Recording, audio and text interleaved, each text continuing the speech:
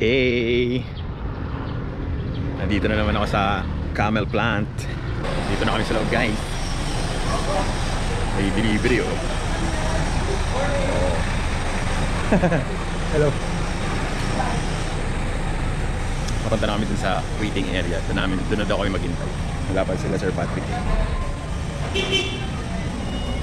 So, excited na ako dun sa mga product link. Kaya, check out kayo, ah.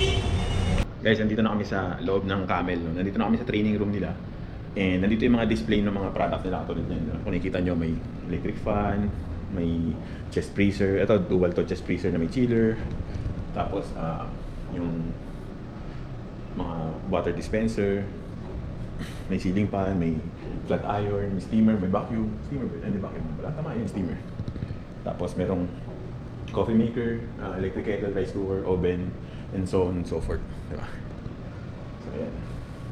Ako talaga gusto ko chest freezer kasi gusto ko mag-business ng mga frozen products. So, kung nakikita nyo, meron ano doon yung planta. So, may isa pa. Tulog kaya muna ako. Ako palang nandito eh, no?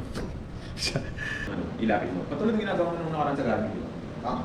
Oscillator niya, yung rotation niya, 90 degrees. And meron ng, pwede mo iset yun. Vlogger eh. Vlogger. Who are you, vlogger? Sige lang, may reply na ako.